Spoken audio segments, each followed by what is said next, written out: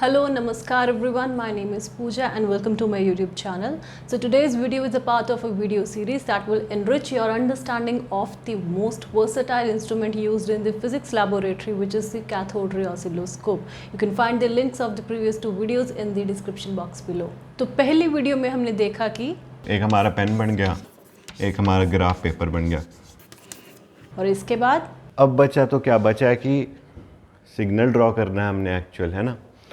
तो अब उस सारे इलेक्ट्रॉनिक्स को करने के लिए हम यूज़ करते हैं डिफ्लेक्शन प्लेट्स, जो हमको बताएगी कि सिग्नल कैसे ड्रॉ करना है। ठीक है, ये सब हमने दूसरी वीडियो में देख लिया। ये आ गया समझ सबको, ये जो पॉइंट था ना, डिफ्लेक्शन सिस्टम। तो डिफ्लेक्शन सिस्टम क्या करेगा, तो यहाँ से जो इलेक्ट्रॉन बीम, जो शार्पली फोकस्ड इलेक्ट्रॉन बीम निकल रही है, उसको ये हॉरिजॉन्टल एंड वर्टिकल डायरेक्शन में डिफ्लेक्ट करेगा, उस बीम को electrostatically in accordance with the waveform to be displayed. हाँ, अब डिफ्लेक्शन प्लेट से करती कैसे हैं, बेसिकली मैग्नेटिक फील्ड का यूज़ करके। सबको पता है मैग्नेटिक फील्ड में जब कोई चार्ज पार्टिकल होता है उस पर फोर्स लगती है, इस लॉ के हिसाब से लॉरेंट्ज फोर्स है, ये इलेक्ट्रिक फील्ड का फैक्टर होता है, ये मैग्नेटिक फील्ड का फैक्टर होता है। ठीक है, अब इंस्टेड ऑफ यूजिंग प्लेट्स हम जनरली यूज़ करते हैं कॉइल्स, इनको हम हेलेमहोल्ट्ज़ कॉइल्स कहते हैं। वो मैग्नेटिक फील्ड प्रोड्यूस करती हैं। अब जितनी मैं वोल्टेज देता हूँ किसी भी करंट कैरिंग सर्किट को, उतनी ही वो मैग्नेटिक फील्ड प्रोड्यूस करता है। ठीक है, तो अगर मेरे को थोड़ा सा सिग्नल ड्रॉ करना है तो मैं थोड़ा सा करंट दूंगा, या वोल्टेज कहना चाहिए मुझे। ज़्यादा बड़ा सिग्नल ड्रॉ करना है, मैं ज़्यादा करंट दे दूंगा। डिसाइड कौन करेगा, एक्स में कितना जाना है, वाई में कितना जाना है। अगर हॉरिजॉन्टल में कम चाहिए तो हॉरिजॉन्टल में कम वोल्टेज दूंगा, वर्टिकल में ज़्यादा दे दूंगा। ठीक है, बेसिकली उससे ड्रॉ कर देगा जैसा भी। अब ये जो यहाँ पे वोल्टेजेस आनी है, ये कैसे आती हैं, तो वो ब्लॉक डायग्राम दिख रहा है सबको इधर, एक है ना। So in today's video we'll be talking about the block diagram of the cathode ray oscilloscope. So we'll be focusing only on the major subsystems that are required. We'll not be talking about all the subsystems but only the minimum stages that are required. So talking about the first subsystem, this is the vertical deflection system, the second one being the horizontal deflection system, third is your cathode ray tube, regarding which we had already discussed in our previous videos. You can find the links in the description box below. The fourth one being the high and low voltage power supply. So we'll be talking about this one by one. So first of all, let's focus on this vertical deflection system. So what is your vertical deflection system? So as already discussed in the previous videos, the deflection system of a cathode ray tube comprises of X and Y deflection plates. The X and Y deflection plates, whose purpose is to move your beam or the signal in X and Y directions. Okay. Talking about the Y deflection plates, these are placed horizontally in a cathode ray tube, while the X deflection plates, they are placed vertically. Okay. These are two pair of parallel plates and one of the plates in each pair is grounded, and this is done to prevent the user from experiencing high voltage electric shock. So you know that CRO is a very fast graph plotter, and whichever signal you want that should control your y-axis, so that signal acts as your y input. Okay. So the y input should be passed to this y deflection plates, but what happens is that this y input first passes through this input attenuator and then goes through a number of amplifier stages, and finally through the amplifier, through this vertical amplifier, it is fed to the Y deflection plates. So here I used a term attenuator. So what is an attenuator? We'll be talking about this first. So an attenuator is an internal circuit which is used to reduce the amplitude of the input signal before it reaches this vertical amplifier. Internal circuit जिसका काम है कि जो amplitude है input signal का उसको reduce करना before it reaches this vertical amplifier. So next question should be, why at all do we need to do this?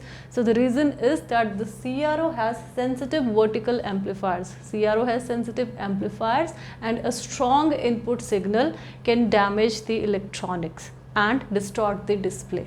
So therefore we need to reduce the amplitude of the signal to safe usable levels so that this system is preserved, thereby safeguarding the internal components. So the attenuator allows the signals of various amplitudes from millivolts to hundreds of volts to be displayed on the CRO screen.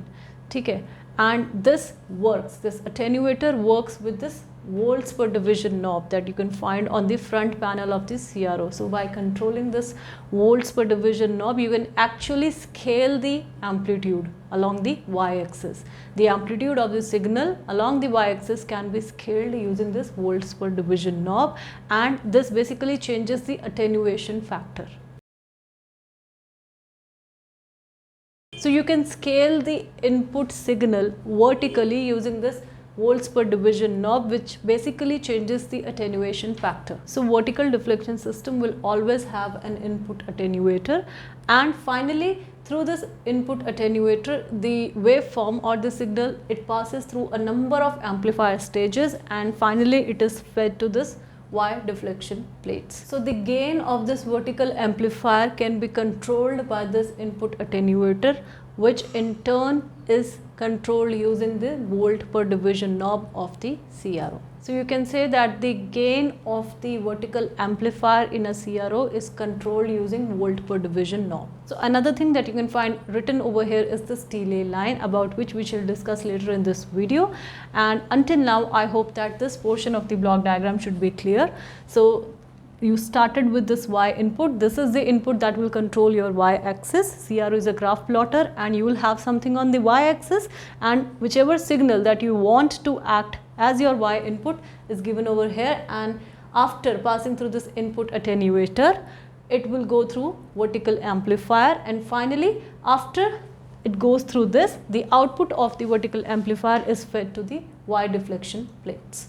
सबसे पहले input है, हमारा signal है, हमने उसको input पे लगाया। अब उस सिग्नल में इतनी वोल्टेज नहीं होती कि वो इन कॉइल्स को चला दे, इनको चलाने के लिए हाई वोल्टेजेस लगते हैं। तो हमने क्या लगाया, वर्टिकल एम्पलीफायर, एक चीज़ जो एम्पलीफाई करे उस सिग्नल को, ताकि वो इस वर्टिकल कॉइल को ऑपरेट कर पाए।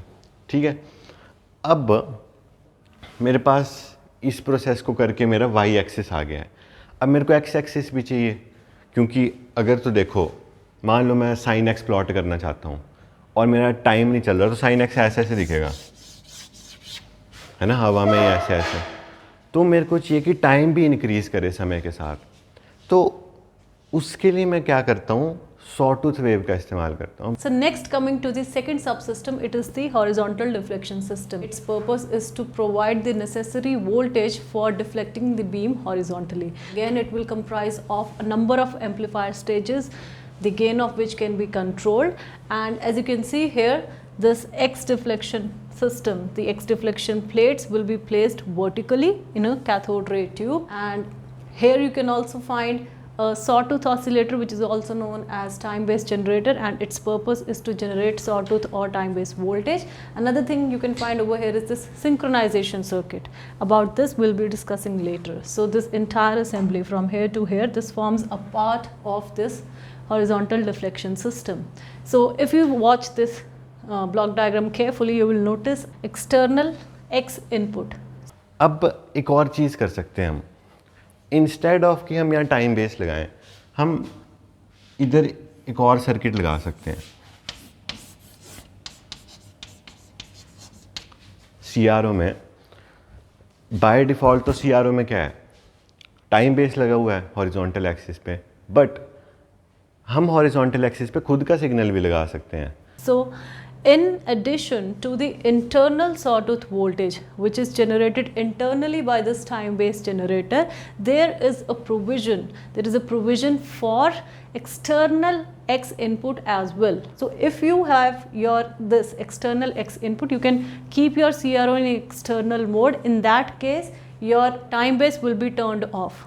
Sawtooth voltage will no longer be provided to the X deflection plates. In that case, your horizontal sweep will be provided by that signal, that external input signal that you now want to act as your horizontal input. तो जब भी आप CRO को external mode में use करेंगे, उस case में अब जो हॉरिजॉन्टल स्वीप है वो अब सॉटूथ वोल्टेज नहीं देगी, वो वाली वोल्टेज देगी जो आपने एक्सटर्नली दी है। तो जो हॉरिजॉन्टल स्वीप है अब कंट्रोल कौन करेगा, जो आपका एक्सटर्नल एक्स इनपुट होगा, सॉटूथ वोल्टेज नहीं, जो एक्सटर्नल एक्स इनपुट होगा, जो वो वेव फॉर्म होगी उसी के इन अकॉर्डेंस जो है आपका हॉरिजॉन्टल स्वीप आएगा इन दिस केस। और एक्सटर्नल मोड में ये जो एक्स डिफ्लेक्शन प्लेट्स हैं ये डिस्कनेक्ट हो जाएंगे इंटरनल सोर्स से, जो आपका सॉटूथ वोल्टेज थी उससे।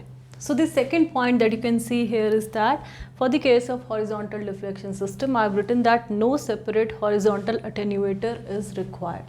So unlike the vertical deflection system wherein you needed input attenuators for your Y input, we do not have separate horizontal attenuators for the horizontal deflection system. Why is that so? So as already discussed, attenuator का काम क्या था? It helps to reduce the amplitude of the input signal before it is fed to the amplifier. So in this case, since the input X signal is generated internally by this time-based generator or sawtooth oscillator, so there is no need to attenuate such a signal which is fed internally. Since you are not providing any external X input in that case, so there is no need for attenuation. However, you can operate your CRO in XY mode as well. जब XY mode में act करेगा आपका CRO, तो you will be requiring two signal. One signal to control your Y deflection plates and other will be acting as your horizontal sweep. The necessary horizontal sweep will be provided by the signal that you are applying to the X deflection plates. ठीक है, तो दो signals चाहिए होंगे। तो as you can see, जो आपका front panel है CRO का, there you can find two channels, channel 1 and channel 2. अब हम अपने CRO में एक दूसरा सिग्नल भी लगा सकते हैं। तो ये मेरे पास PNC है, इसको मैं दूसरे चैनल में लगा देता हूँ। अलग अलग सिग्नल के पार्ट्स को हम चैनल्स कहते हैं। ये चैनल 1 होता है, चैनल 2 होता है। अब अभी मेरे को चैनल 1 की वेव दिख रही है। अगर मैं वेव फॉर्म देखना चाहूँ चैनल 2 का, तो मैं यहाँ क्लिक कर सकता हूँ। As you can see here, we have a provision for channel 1 and channel 2. So one of the channel will be controlling your x-axis and other will be controlling your y-axis. So by default in most CROs, channel 1 will control your y-axis and channel 2 will control your x-axis. तो जो भी signal आप चाहते हो horizontal sweep provide कराए, वो आप channel 2 को दे दोगे। अब in that case, in the XY mode क्या होगा कि यहाँ पे जो X input है, since you are providing an external X input, तो उस केस में this time based generator, this time base will be turned off. There will be no internal horizontal sweep which will be provided. तो जो horizontal sweep है that will be controlled by the X input जो कि अब आप दे रहे हो, जो external X input है जो आप दे रहे हो। ठीक है, तो अब since in this case दो एक्सटर्नल सिग्नल्स आ गए, तो जो Y इनपुट चैनल 1 पे ऑलरेडी था उसका तो आप input attenuator which is controlled by this volt per division knob, तो उससे आप उसको कंट्रोल कर रहे थे। तो इन दिस केस ऑल्सो जब CRO को आप XY मोड में यूज़ करोगे, तो in that case your channel 2 का जो वोल्ट पर डिवीजन नॉब है उससे आप अटेन्यूएशन कर सकते हो इस हॉरिजॉन्टल एक्सटर्नल X इनपुट के विद रिस्पेक्ट टू। मेरे पास एक और चैनल भी होता है CRO के अंदर। अगर मैं उसमें भी दो सिग्नल्स एक साथ लगाना चाहूँ तो मैं दो सिग्नल्स भी लगा सकता हूँ। तो उसके लिए मेरे पास एक और BNC केबल है। ठीक है, अब अगर मैं चाहता हूँ कि मेरे को चैनल 1 का सिग्नल नहीं देखना है, मेरे को चैनल 2 का सिग्नल देखना है, तो मैं यहाँ से क्लिक करके चेंज कर सकता हूँ। चैनल 1 2 लिखा है तो चैनल 1 2 पे चला जाएगा। तो अब मेरे को चैनल 2 का सिग्नल दिख रहा है। यहाँ पर दूसरा फंक्शन जनरेटर पड़ा हुआ है, इसमें मैं देख सकता हूँ इसकी फ्रीक्वेंसी 1 किलोहर्ट्ज़ है। और जो भी ये अलग टाइप का फंक्शन जनरेटर है, इसमें जो लगा वो अलग टाइप का फंक्शन जनरेटर है। वैसा ही वोल्टेज में इसको कम करूँगा तो इसका एम्पलीट्यूड कम हो जाएगा, नहीं तो बढ़ जाएगा। एक्चुअल एम्पलीट्यूड सेम ही है, बस मैं जो लीस्ट काउंट है इनका वो घटा बढ़ा रहा हूँ, इसलिए मेरे को अगर बड़ा दिख रहा है छोटा दिख रहा है। तो एक सेपरेट हॉरिजॉन्टल अटेन्यूएटर नहीं होगा। However in the XY mode by using this volt per division control for this channel 2 you can attenuate you can scale your horizontal signal. अब अगर मैं खुद का सिग्नल लगा दूँ हॉरिजॉन्टल एक्सिस पे, फिर क्या होएगा? X में भी मेरा एक सिग्नल है, Y में भी मेरा एक सिग्नल है, उनकी सुपरपोजिशन हो जाएगी। अब अगर किसी को पता हो तो इससे लसाजस फिगर्स बनती हैं। Lissajous figures are basically diagrams which form when waves superimpose perpendicularly. एक वेव ऐसे ऐसे आएगी, एक वेव ऐसे ऐसे आएगी, इससे सुंदर सुंदर से डायग्राम बनते हैं, उनको हम लसाजस फिगर्स भी कहते हैं। ठीक है, तो ये भी कर सकते हैं हम। अब मेरे पास एक और मोड होता है जिसको मैं XY मोड कहता हूँ। इसमें क्या होगा, अभी ये चैनल 1 पे तो मेरे पास ये सिग्नल है, चैनल 2 पे मेरे पास ये सिग्नल है। ये बेसिकली क्या करेगा, X एक्सिस पे एक सिग्नल लगाएगा, Y एक्सिस पे दूसरा सिग्नल लगा देगा। तो अगर मैं इसको XY करूँ तो मेरे पास लसाजस फिगर आती है, which is basically the super imposition of two waves perpendicularly. So in XY mode, the horizontal deflection or the X input is driven by the channel 2, whatever voltage that is applied to channel 2, and the vertical deflection is controlled by the voltage applied to channel 1. So this XY mode of CRO helps to plot channel 1 versus channel 2, that is Y versus X, and these plots are useful for Lysage's figures and 2D signal analysis and phase comparisons, and we'll discuss about these applications of CRO in some detail in our upcoming videos. So coming back to the horizontal deflection system, I guess we have discussed this point in some detail. Now talking about the subsystem of this horizontal deflection system, it is this time-based circuit which comprises of the time-based generator. Now we had discussed that this time-based generator produces the necessary sawtooth voltage or the time-based voltage which provides the horizontal sweep to whatever signal is provided to this Y deflection plates. जो भी आपका vertical input होगा, जो Y input होगा, उसको जो necessary horizontal sweep चाहिए, जो necessary horizontal sweep चाहिए in order to generate the actual signal, तो वो provide कौन करवाती है, sawtooth voltage, and it is this sawtooth voltage which is generated by this time-based generator. Whenever you are plotting voltage versus time, it is necessary that the electron beam covers equal distances in equal time intervals horizontally in order to provide a uniform horizontal sweep, and that necessary uniform horizontal sweep is provided by the sawtooth voltage. तो वो generate होगी यहाँ internally. So this time based generator is a variable frequency oscillator which produces an output of sawtooth shape known as sawtooth voltage, and it is this sawtooth voltage which is fed internally to the X deflection plates for reproducing the true image, the true shape of the signal on the screen of CRO. So basically the horizontal deflection system of the CRO is controlling your time base, that is how quickly the beam moves from left to right across the screen. So in normal mode wherein you are plotting voltage versus time, in that case the horizontal sweep is provided by the sawtooth voltage which is generated internally by this time based generator or the sawtooth oscillator. However, in the XY mode, wherein the external X input will now be controlling your X axis, in that case your horizontal sweep will be provided by this external input that you are now applying.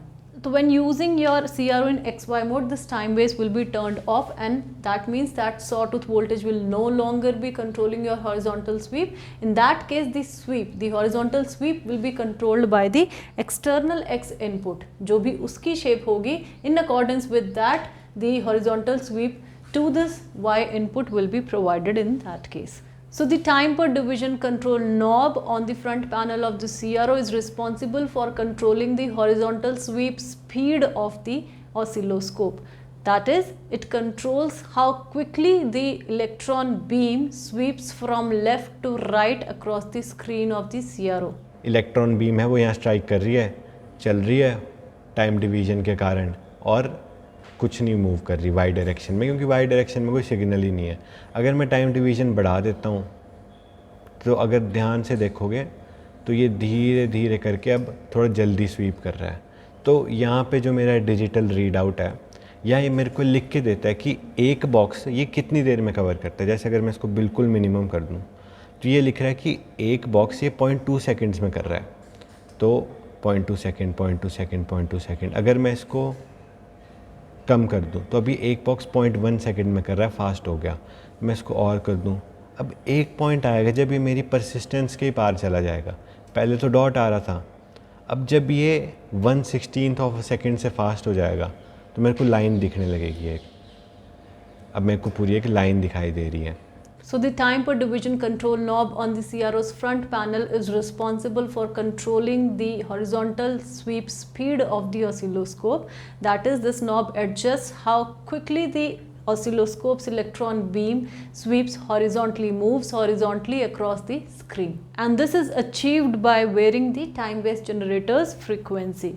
So time per division control adjusts the sweep rate via time-based generator. So we shall discuss about this aspect in some more detail in our next video. So next thing that you can see over here is this synchronization circuit. So now while plotting voltage with respect to time, you know that the necessary horizontal sweep is fed internally through this time-based generator to the X deflection plates, which comprises of your sawtooth wave or time-based voltage. Okay, that provides the uniform necessary horizontal sweep. And the next thing that now needs to be checked is that this horizontal sweep needs to be synchronized with this Y input. Whatever input signal that you are providing to your Y deflection plates, that signal needs to be synchronized to this horizontal sweep in order to display the necessary shape of the signal. So this necessary job of synchronization is done with the help of the synchronization circuit, whose purpose is to start the horizontal sweep at a specific time instant with respect to the waveform under observation. In order to get a steady and stable wave shape on the screen of the CRO, the horizontal sweep should start at the same point of the input signal in each sweep cycle. To get a steady and stable shape of the waveform on the screen of the CRO, the horizontal deflection of the electron beam, or the horizontal sweep should start at the same point of the input waveform, of the input Y waveform in each sweep cycle.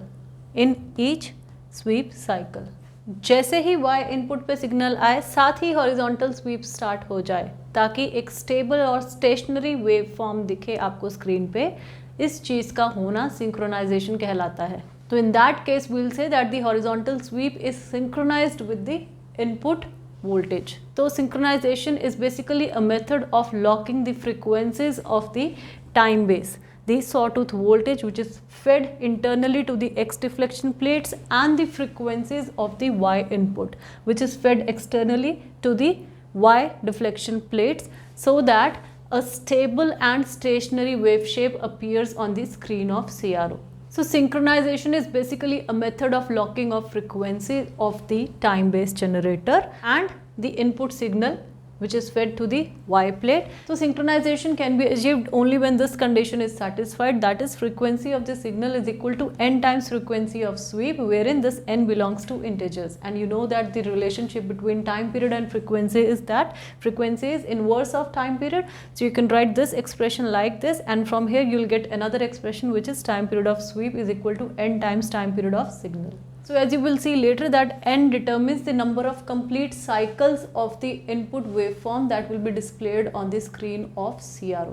तो इस expression को देखने के लिए we'll take two examples. For example, first of all I have my input Y signal of frequency 50 Hz, which means that this signal has a time period of 20 milliseconds. ये कैसे आता है? You can refer my previous video. Links are in the description box. ठीक है? This is inverse of this. So जब आप calculate करेंगे इसके कॉरेस्पॉन्डिंग टाइम पीरियड ये आएगा, and time period is the time required to complete one complete cycle of the wave form. ठीक है, तो एक पूरा साइकिल कितने टाइम में कंप्लीट हो रहा है, this is this time period. ठीक है, तो जो इनपुट वाई सिग्नल है अभी आपने ये लिया, एंड दिस इसके सबस्क्रिप्ट में मैंने सिग्नल लिख दिया. ठीक है, this corresponds to the actual जो सिग्नल आपने CRO की स्क्रीन पे डिस्प्ले करवाना है. अब इसको आप फीड करोगे to the Y deflection plates, and since there is no horizontal sweep तो इस तरह से मूवमेंट होता जाएगा. एंड नाउ जब आपने हॉरिजॉन्टल स्वीप देनी थी, horizontal sweep frequency that now you will be providing with this Y input, it is of 50 hertz. यहाँ पे दोनों की सेम है, and the time period for the same will be 20 milliseconds. तो यहाँ से यहाँ इसका एक complete cycle sawtooth voltage का this will require 20 milliseconds to complete. Now since this is equal to this and from this relation you will find that 50 hertz, you will keep this frequency, this value here, 50 hertz is equal to n times 50 hertz. So n means 1, n की value जो आएगी 1. तो this means that one complete waveform corresponding to this signal will be displayed on the CRO's screen. ठीक है, तो n basically decide करता है number of complete cycles. तो जो नंबर ऑफ कंप्लीट साइकिल्स है this is determined by the time period of this sweep. जो sweep के कॉरस्पॉन्डिंग आप टाइम पीरियड ले रहे हैं वो कितना है, that actually determines the number of complete wave forms that you will be getting on the screen of CRO. अब अगर y इनपुट की फ्रीक्वेंसी और टाइम पीरियड आपने यही रखे हैं, लेकिन you have changed, you have reduced the frequency of the SVEEP, तो मतलब टाइम पीरियड डबल हो जाएगा. फ्रीक्वेंसी कम कर दी, टाइम पीरियड डबल हो गया. ठीक है, फ्रीक्वेंसी हाफ कर दी, टाइम पीरियड डबल हो गया. तो इन दैट केस जो स्वीप पीरियड है, स्वीप टाइम पीरियड है, ये बढ़ गया, दुगना हो गया. तो इन दिस केस अगर आप इस रिलेशनशिप से देखें तो फ्रीक्वेंसी यहाँ रखोगे 50 और यहाँ पे होगा 25. तो this means that 50 is equal to 2 into 25, तभी ये इक्वल होगा. दिस मीन्स दैट n की वैल्यू इस केस में क्या होगी 2. तो this will enable 2 complete wave forms to be displayed on CRO's screen. तो n बेसिकली डिटर्मिन्स की number of complete cycles, number of complete wave forms कितने डिस्प्ले होंगे. तो इस केस में एक ही होगा, इस केस में 2 होंगे. And this is actually determined by the time period of the sweep. इसमें time period of the sweep इसके बराबर था तो एक ही आया, जैसे ही ये डबल हुआ तो 2 आ गया. अगर आप इसको ट्रिपल कर देंगे तो 3 such cycles, 3 such wave forms, complete wave forms display हो जाएंगे CRO की स्क्रीन पे. So synchronization can be achieved using trigger circuit. So sometimes in the block diagram of CRO you will see trigger circuit written over here instead of synchronization circuit, because trigger circuit is helping to achieve synchronization. ठीक है, तो synchronization of the horizontal sweep, synchronization of the sweep and the vertical Y input is obtained by the triggering method.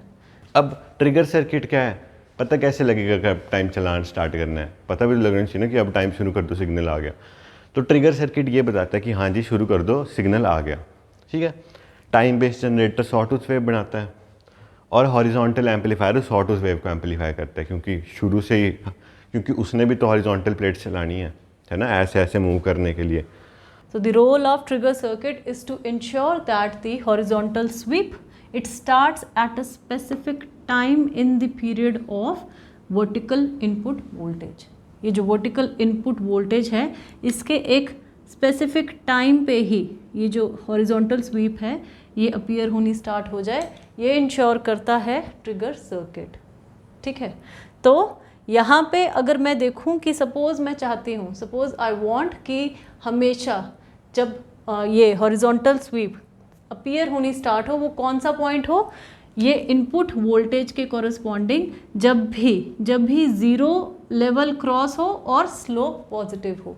ठीक है, तो यहाँ पे मुझे 2 चीज़ें चाहिए, एक लेवल या स्लोप. लेवल को आप थ्रेशहोल्ड भी कह सकते हो. ठीक है, तो यहाँ पे जब भी 0 क्रॉस हो तो एक, अगर मैं एक साइकिल की बात करूँ तो 0 यहाँ भी क्रॉस हो रहा है, यहाँ भी क्रॉस हो रहा है. ठीक है, और यहाँ भी हो रहा है. और जब 0 क्रॉस हो रहा है तो नेक्स्ट थिंग जो हमने देखनी है वो क्या है, स्लोप. यहाँ पे जो है स्लोप है पॉजिटिव और इधर क्या होगी, स्लोप नेगेटिव होगी, इधर भी पॉजिटिव होगी. ठीक है, तो जब भी अगर मैं फिक्स कर दूँ कि 0 थ्रेशहोल्ड लेवल क्रॉस हो और जो वेवफॉर्म की है, जो वेवफॉर्म की स्लोप है वो पॉजिटिव हो, उसी स्पेसिफिक पॉइंट पे मुझे क्या चाहिए कि ये जो हॉरिजॉन्टल स्वीप है ये अपीयर होनी स्टार्ट हो, ये जनरेट हो. ठीक है, तो वो पॉइंट कौन से होंगे, ये जो मैंने मार्क कर दिए. इन सभी पॉइंट्स पे जो थ्रेशहोल्ड लेवल है वो जस्ट 0 है और उसके कॉरस्पॉन्डिंग जो स्लोप है वो है पॉजिटिव. ठीक है, तो ये सारे वो पॉइंट्स मैंने मार्क कर दिए. तो इन पॉइंट्स पे क्या होगा कि जो ट्रिगर सर्किट है, इन पॉइंट्स के कॉरस्पॉन्डिंग प्रोड्यूस करेगा ट्रिगर पल्स. ये जो मैंने वर्टिकल एरो से मार्क किए हुए हैं, तो ये ट्रिगर पल्स है. ठीक है, विच इन टर्न, अब ये जो ट्रिगर पल्स है ये क्या करेगी, it will trigger the time based generator और टाइम बेस्ड सर्किट, क्या करने में, टू प्रोड्यूस सॉटूथ वोल्टेज और टाइम बेस्ड वोल्टेज. तो trigger circuit produces trigger pulse which triggers the time based circuit to produce time based voltage. लेकिन कौन कौन से पॉइंट्स पे, इस पॉइंट्स के कॉरस्पॉन्डिंग। तो जब भी ये पॉइंट आया, जब भी ये वेव फॉर्म का, ये वेव फॉर्म कौन सा है, ये y इनपुट ही है जो आपने दिया है, तो इस वेव फॉर्म के कॉरस्पॉन्डिंग जब भी ज़ीरो लेवल और पॉजिटिव स्लोप है तो वहाँ पे आपने ये ट्रिगर सर्किट ने क्या इंश्योर करना है कि ये हॉरिजॉन्टल स्वीप होनी स्टार्ट हो जाए। ठीक है, हॉरिजॉन्टल स्वीप क्या ये टाइम बेस्ड जनरेटर जो है वो प्रोड्यूस करनी, वो जनरेट करनी स्टार्ट कर दे। ठीक है, तो यहाँ पे इस पॉइंट पे ये हुआ, उसके बाद इस पॉइंट पे फिर से ये हुआ। ठीक है, सिमिलरली इस पॉइंट पे फिर से ट्रिगरिंग हुई और आपको सॉ टूथ वोल्टेज मिली एंड लाइकवाइज। ठीक है, so triggering is used to stabilise a repeating wave form on the screen of CRO by ensuring that the horizontal sweep begins at a specific point each time।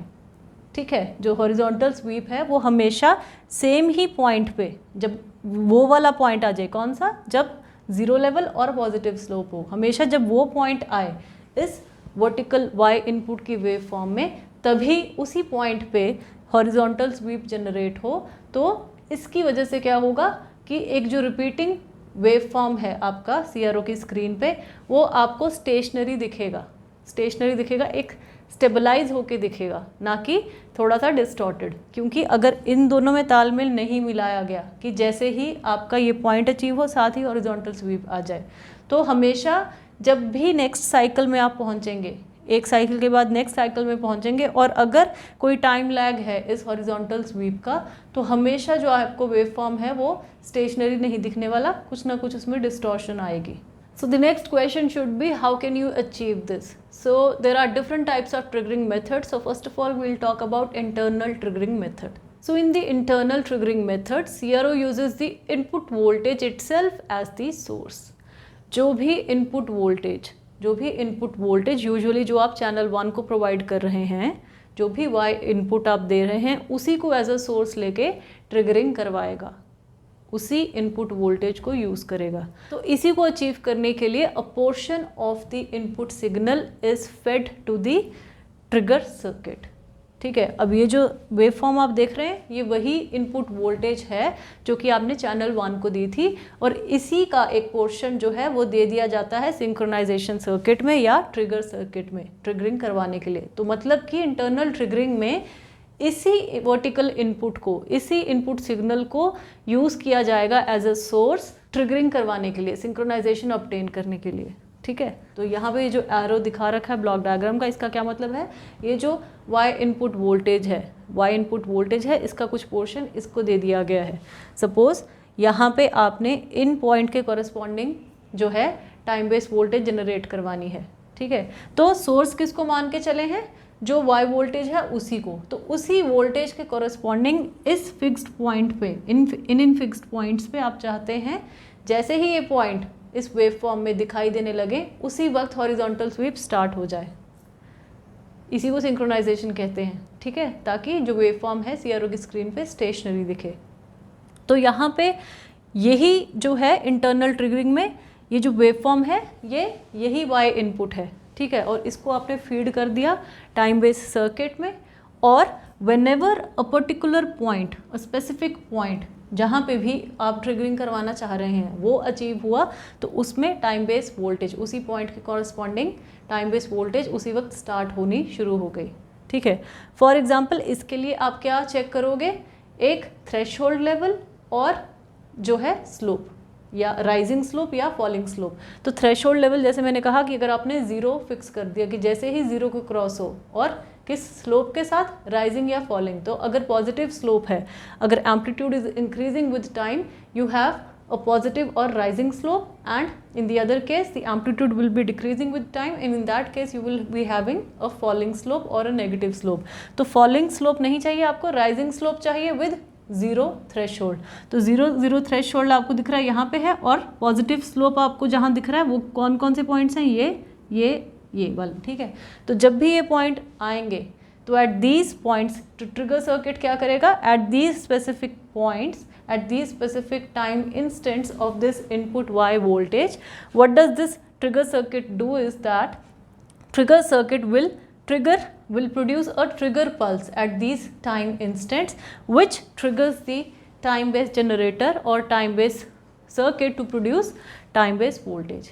In points पे ये trigger circuit trigger pulse generate करेगा और ये जो trigger pulse है वो in turn trigger करेगी time based generator को क्या प्रोड्यूस करवाने में, टाइम बेस्ड वोल्टेज प्रोड्यूस करवाने के लिए ट्रिगर करेगी कि इस टाइम इंस्टेंट पे मुझे 100 टूथ वोल्टेज चाहिए, ठीक है। तो इसके कॉरस्पॉन्डिंग जो नंबर ऑफ कंप्लीट साइकिल्स हैं वेव फॉर्म के जो कि CRO की स्क्रीन पे दिखेंगे वो कैसे डिटर्मिन होगा कि टाइम पीरियड स्वीप वोल्टेज का, स्वीप सिग्नल का कितना है, ये जो टाइम पीरियड है ये कितना है, ठीक है। अब यहाँ से आप देख सकते हो कि ये जो है ये टाइम पीरियड किसका है, ये सिग्नल का है, और ये टाइम पीरियड किसका है, स्वीप का है।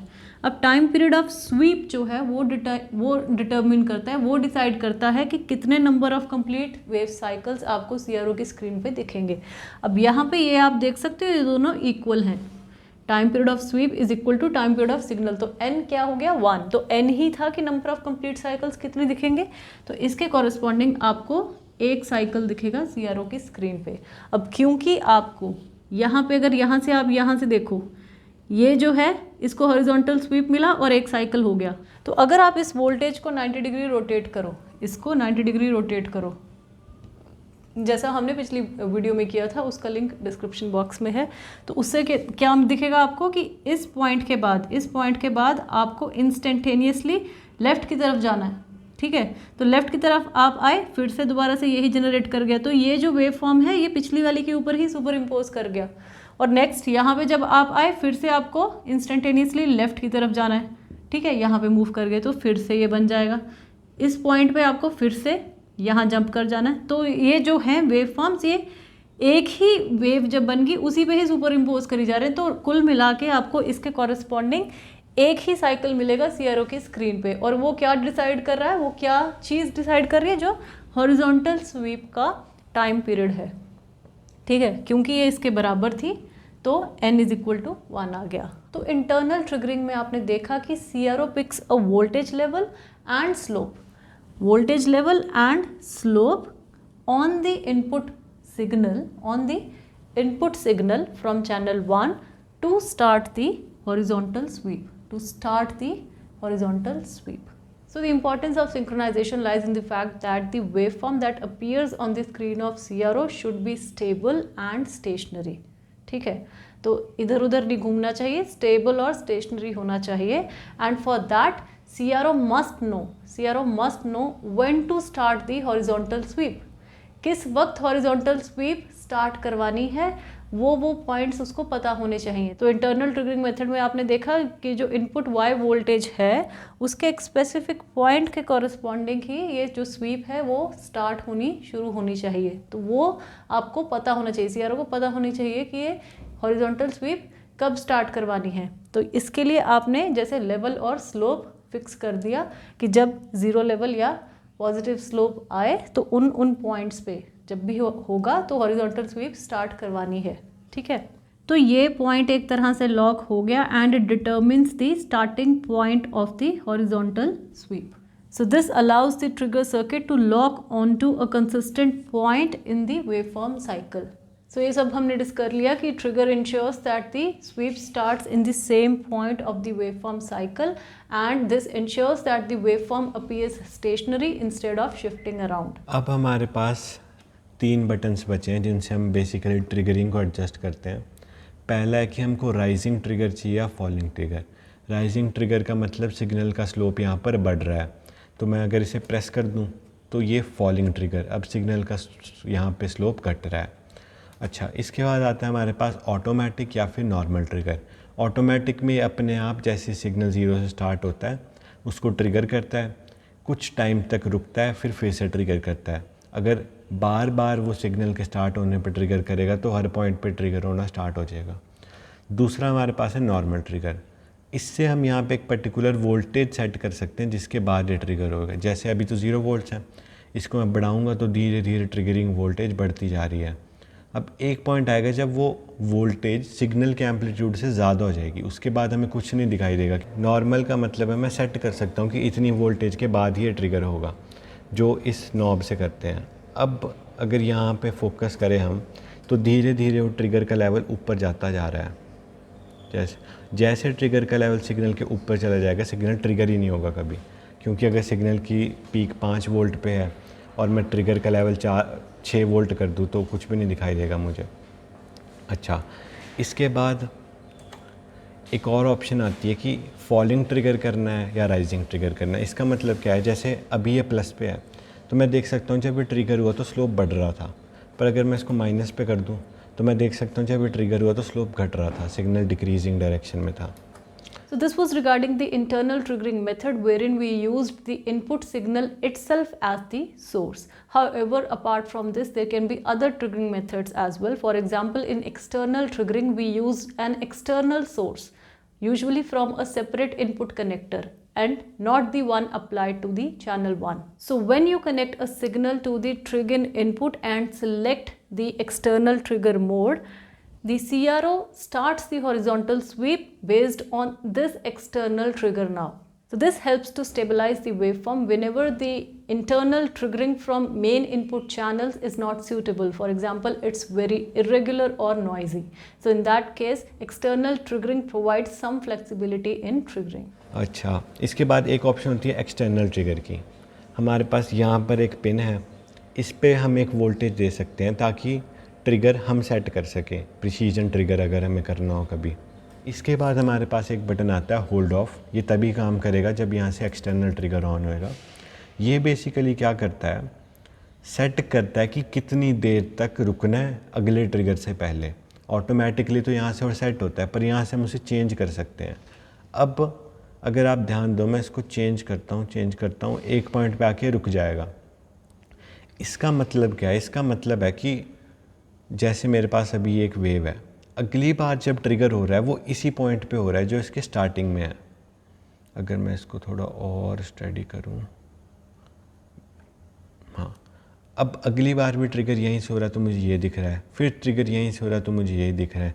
सिंस ट्रिगर हर बार सेम ही पॉइंट पे जाके होता है, जिसकी वजह से ये वेव सिमेट्रिक है दोनों साइड्स पे, तो मेरे को वही सेम वेव दिख रही है। अब अगर मैं इसको कुछ ऐसा कर दूँ कि पहले यहाँ ट्रिगर हुआ था, फिर यहाँ ट्रिगर हुआ, फिर यहाँ ट्रिगर हुआ, तो मुझे पहले ये दिखेगा, फिर मुझे यहाँ से दिखेगा, फिर मुझे यहाँ से दिखेगा। बेसिकली मुझे एक चलती हुई वेव दिखाई देगी अगर इसको मैं ऐसे कर दूँ। अब एक लास्ट बटन जो है हमारे पास वो है, अभी तो ऑटोमेटिक ट्रिगर हो रहा था, एक हमारे पास एक्सटर्नल ट्रिगर होता है जो यहाँ पे हमारे पास ये पोर्ट है, इसमें हम कोई वोल्टेज दे के सेट कर सकते हैं कि कब ट्रिगर होना है। इसे हम कहते हैं एक्सटर्नल ट्रिगर, जो एक्सटर्नल सोर्स का यूज़ करके सिग्नल को ट्रिगर करेगा। So another can be line triggering, which uses the AC mains power supply frequency as the trigger source. So this can be 50 Hz or 60 Hz depending upon the region. So in this case, the oscilloscope synchronizes the horizontal sweep to the power line frequency instead of the input signal. So it triggers the sweep once every cycle of the AC mains voltage and not the input voltage, to ensure that the waveform is stationary with respect to the power line cycle. अब एक और चीज़, जो ये trigger circuit था, है ना, अपने आप कर रहा था ट्रिगर, जैसे 0 के ऊपर वोल्टेज गए ट्रिगर कर दिया। मान लो मैं सिग्नल देख रहा हूँ, मैं चाहता हूँ नहीं मुझे 2 वोल्ट के बाद देखना है, तो मैं इसको मैन्युअली भी ट्रिगर कर सकता हूँ। मैं यहाँ कहूँगा कि यहाँ 2 वोल्ट के बाद ट्रिगर कर लिया, ठीक है। एक और चीज़ मैं क्या कर सकता हूँ ट्रिगरिंग में, अब कोई बोलेगा कि मुझे क्यों करना है ऐसा कि 2 वोल्ट के बाद ही सिग्नल देखना है, तो मैं एक एग्जांपल लेता हूँ। इधर ऐसा सिग्नल बनाता हूँ, मान लेता हूँ ये बहुत फास्ट मूविंग सिग्नल है। अब अगर मेरे पास कोई भी टी टाइम है, उसमें ये वाला पार्ट सिग्नल का ज़्यादा फास्ट चेंज करेगा। क्यों? क्योंकि टी टाइम में इसको इतना डिस्टेंस कवर करना है। तो अगर मैं इस पार्ट को हटा के सिर्फ इस पार्ट को कंसीडर करूं तो ये पार्ट स्लोली चेंज करेगा, तो मेरे पास ज़्यादा एक्यूरेसी आएगी जिसमें मैं सिग्नल्स को एनालाइज कर पाऊँ, ऑब्जर्व कर पाऊँ, ठीक है। तो इसका काम एक्सटर्नल ट्रिगरिंग का ये काम होता है। As you can see, in order to achieve synchronization, the CRO needs to detect a trigger event in order to start the horizontal sweep. तो जहाँ भी थोड़ा सा एनालिसिस करना पड़े, टाइम तो लगता है कि कब ये ट्रिगर इवेंट आया, ये एकदम से ही जो हॉरिजॉन्टल स्वीप है स्टार्ट नहीं हो जाएगी, थोड़ा टाइम लेगी कि अब आया, अच्छा अब करनी है। सो जहाँ भी डिसीजन मेकिंग आ जाए थोड़ा सा टाइम लगता है। So this trigger detection takes a small amount of time. तो होगा क्या, यहाँ पे जैसे ये इवेंट हुआ, ठीक है, जैसे ही ये पॉइंट आया तो इसके कॉरेस्पॉन्डिंग ये इंस्टेंटेनियसली उसी वक्त ही स्टार्ट नहीं हो जाएगी हॉरिजॉन्टल स्वीप। ये क्या होगा, थोड़ा सा टाइम लेगा। तो थोड़े टाइम बाद ये आपको दिखेगी, ठीक है। उसके बाद सिमिलरली यहाँ पे जैसे ये इवेंट हुआ तो थोड़े टाइम बाद फिर ये स्वीप शुरू होगी। तो आप इसकी स्लोप जो है इसके इन अकॉर्डेंस ऐसे बना सकते हैं इसको शो करने के लिए। तो ये थोड़ा टाइम लेगा किसमें, कि जो हॉरिजॉन्टल स्वीप है वो स्टार्ट हो। तो ये जो डिटेक्शन है, ट्रिगर डिटेक्शन, कि अब ये डिटेक्ट हुआ तो थोड़ा टाइम रुक के ये स्टार्ट होगी, ऐसे, ठीक है। तो this trigger detection takes a small amount of time, ठीक है। कुछ टाइम लगा एनालिसिस में कि अब ट्रिगर आया और उसके बाद जो है हॉरिजॉन्टल स्वीप स्टार्ट हो रही है, ठीक है, कुछ टाइम के बाद। तो अब आपने देखा क्योंकि ट्रिगर पॉइंट डिटेक्ट करने में थोड़ा टाइम लगता है, तो ये जो स्वीप है ये एकदम से स्टार्ट नहीं हो जाती है उस ट्रिगर पॉइंट के कॉरेस्पॉन्डिंग, थोड़ा सा टाइम लेती है। डिटेक्शन में थोड़ा टाइम लिया उस ट्रिगर पॉइंट के और उसके बाद स्वीप स्टार्ट हुई। तो ये जो ट्रिगर पॉइंट था इसके डिटेक्शन में थोड़ा सा टाइम लिया और उसके बाद स्वीप स्टार्ट हुई। So what happens as a result of this is that by the time sweep starts, some portion, especially the starting one, the starting portion of this input waveform might have already passed and the resultant display will miss the starting or leading edge of the waveform. तो होगा क्या कि जो waveform है ये ऐसा नहीं दिखेगा, ये ऐसा दिखेगा। ये जो स्टार्टिंग वाला पोर्शन है, ये स्टार्टिंग वाला पोर्शन ये मिस हो जाएगा। क्यों? क्योंकि इस टाइम तक आप देख रहे हो कि सॉ टूथ वोल्टेज अभी अपीयर ही होना स्टार्ट नहीं हुई। तो इस टाइम के दौरान, इस टाइम इंटरवल में कोई हॉरिजॉन्टल स्वीप प्रोवाइड नहीं करवाई गई, ठीक है। तो ये वाला पोर्शन मिस हो गया। जो वेव फॉर्म होगा आपका ऐसा दिखेगा, ये वाला पोर्शन जो होगा वो नहीं होगा, ये मिस हो जाएगा, ठीक है। तो होगा क्या, अगर आप यहाँ पे देखो कि ये वाला पोर्शन आया, उसके बाद सडन जंप यहाँ हुई, इस पॉइंट के बाद सडनली यहाँ लेफ़्ट को जंप हुई, फिर से ये हॉरिजॉन्टल स्वीप रेडी नहीं है और ये वाला पोर्शन फिर से मिस हो जाएगा। उसके बाद फिर से यही वाला, ये जो पोर्शन है इस पर सुपर इम्पोज कर जाएगा ये जो पैटर्न है। उसके बाद फिर से यहाँ सडन जंप और हॉरिजॉन्टल स्वीप इतने टाइम में भी नहीं आई, फिर से ये मिस। और तो जो सुपर इम्पोज हो के जो चीज़ बनेगी वो इस तरह से बनेगी। इसके कॉरस्पॉन्डिंग एक ही साइकिल दोबारा से बनेगा, लेकिन उसका लीडिंग एज जो होगा वो मिसिंग होगा। जो स्टार्टिंग या लीडिंग एज है वो मिसिंग होगा, ये वाला पोर्शन। तो अब इसका सॉल्यूशन भी कुछ होना चाहिए। तो हम उसी पॉइंट पे आ जाते हैं जो हमने स्टार्टिंग में डिस्कस किया था, विच वाज डिले लाइन। अब वो वहाँ पे एक डिले लाइन है, वो क्या है कि इस प्रोसेस को होने में ज़्यादा टाइम लगता है as compare to this process. तो अगर ये पहले ही होने लग गया, ये बाद में हो रहा है, तो मेरा सिग्नल डिस्टॉर्ट हो जाएगा। तो मैं डिले लाइन लगाता हूँ ताकि ये एक साथ स्टार्ट होए, ठीक है। So what is the function of delay line? It delays the input signal. It delays the input signal just long enough to allow the trigger circuit to start the horizontal sweep in time in order to display the complete waveform on the screen of CRO, which includes its leading edge as well. ठीक है, इसका क्या purpose है कि जो input signal है उसको उतने टाइम के लिए रोक के रखे जब तक कि ये हॉरिजॉन्टल स्वीप आनी स्टार्ट नहीं हो जाती। तो उतने के लिए होल्ड करके रखा कि अभी तूने नहीं स्टार्ट होना। तो जब ये टाइम निकल जाएगा उसके बाद ये वर्टिकल इनपुट अपीयर होगा और उसी के साथ फिर ये हॉरिजॉन्टल स्वीप स्टार्ट हो जाएगी, जिसके कारण ये जो स्टार्टिंग वाला जो लीडिंग एज था जो पहले मिस हो रहा था अब मिस नहीं होगा। तो जैसे ही ये स्टार्ट हुआ साथ ही ये स्टार्ट होगी हॉरिजॉन्टल स्वीप और लीडिंग एज भी अपीयर होगी, बनना स्टार्ट हो जाएगी और एक कंप्लीट वेव फॉर्म आपको इसके कॉरस्पॉन्डिंग मिल जाएगा। तो अगर इस ब्लॉक डायग्राम में आप देखें तो डिले लाइन में कहाँ बनाऊंगी, तो यहाँ पे थोड़ा सा चेंजेस करते हैं। यहाँ पे तो मैं यहाँ से ये इरेज करके, यहाँ से इरेज करके इसको यहाँ कनेक्ट कर दूंगी और यहाँ पे मैं बना दूंगी एक डिले लाइन। तो अब यहाँ पे जो output of the vertical amplifier है, it is not directly fed to the Y deflection plates but it passes through this delay line which delays this input signal just long enough.